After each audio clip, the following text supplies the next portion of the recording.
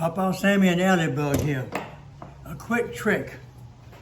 If you have to threaded rod and you need to cut it, okay? Now, the trick is if you cut it with a grinder, the threads are burred, you have trouble getting your nuts to start. So what you do is, you get your nuts on there, hook it in your drill, reach down here and get a hold of those nuts, and turn that drill on. What I'm doing is threading those nuts. See that?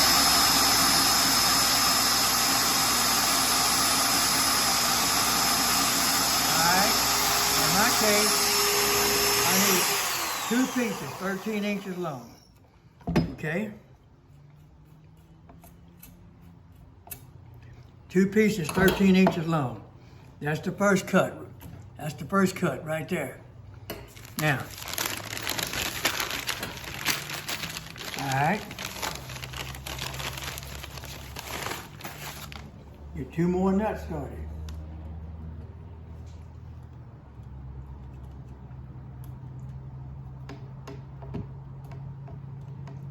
Now see, sometimes it's hard to start even on a fresh piece.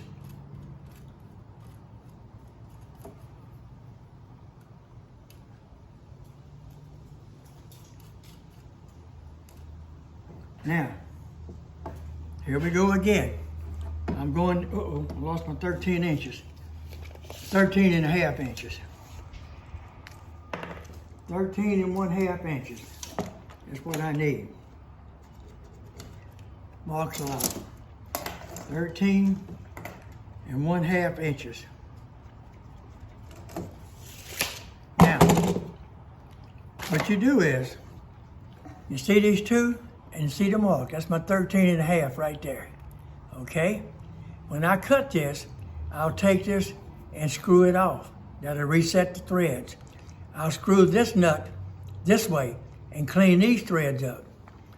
Here's my other 13 and a half. I'll run these nuts down to here, same thing. I'll leave a space. And when I make my cut, I run the nut off, all my threads are good, and I hadn't got to fight them.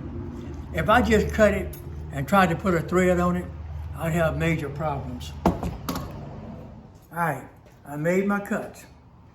Here's the one I need, here's the one I need. And the reason I cut it with the camera off, this thing makes a lot of noise. Plus it's not real safe, but it works. Here's what I was telling you. Right now, you just start unscrewing it.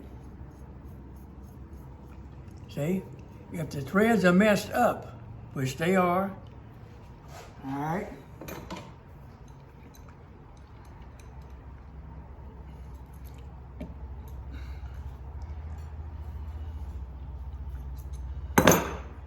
the threads are no longer messed up.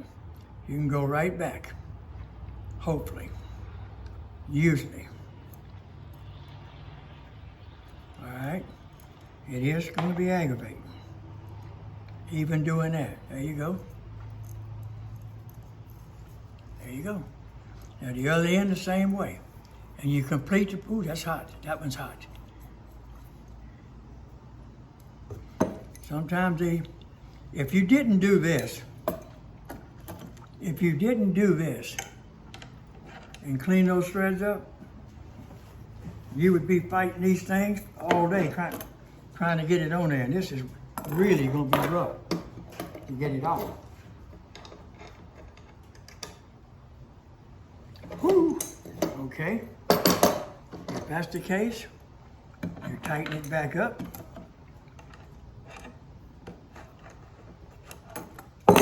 And I'll show you another trick. This end works, that's what I need. Now, what I'm building is a sifter. Okay, I got 2 nuts here. I need to run them way up, way back here. Instead of standing here, I hook my drill up and hold those 2 nuts like I showed you, look.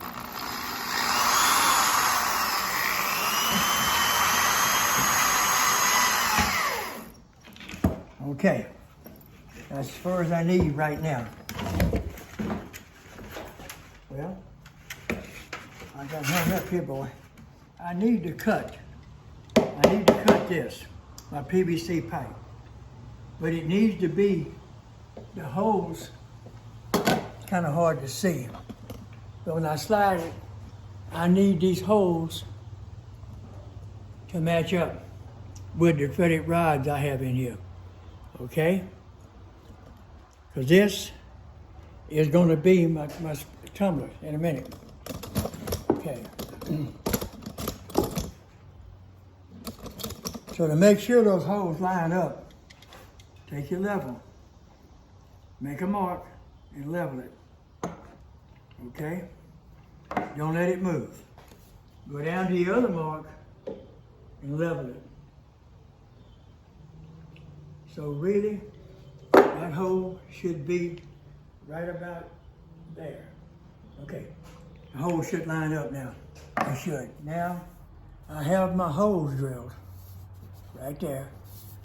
And I'm gonna feed it in. I'll show you in a minute. This prepping I've been showing you is strictly to build a sifter.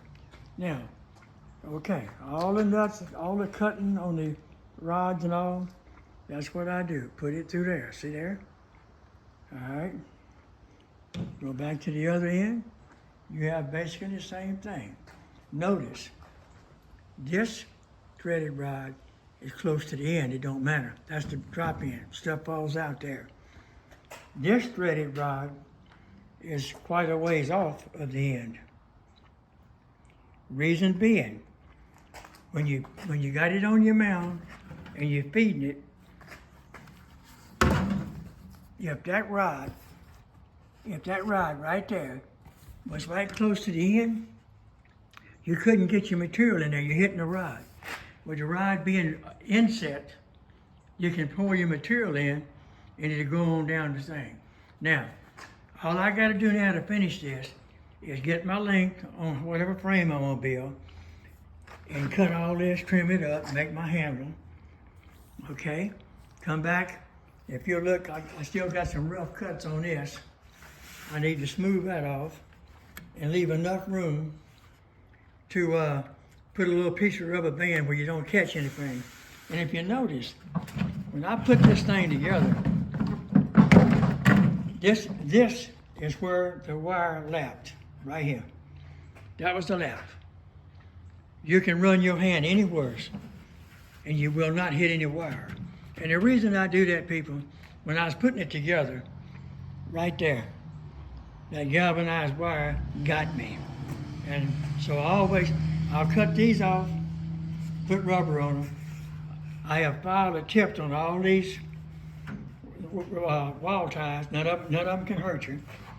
Then all you have to do then is take a piece of board, put it under the end, cut a V in the board. Just cut a V. And lay this in it. Same thing on both ends. Except you would like to feed in higher than the other end. And when you pull your material in and start cranking, it's gonna run it off. Now that's how you build a separator. Nothing to it. Just a little work, little time, took 2 hours. And I was playing. Okay, there it is. All you have to do now is strap this down where it don't move when you're spinning it. All right. Come on down here, put a strap on this end where it don't move. Okay? What you do is you cut this off just a little bit behind there and put another board here. That'll stop it from sliding up and down. It'll sit there and spin. And all you gotta do then is come back, feed your material in here, put your bucket on this end to catch the drop, and the wheelbar will catch the fines. And there it is, people. There is your sifter ready to go. Very easy to make.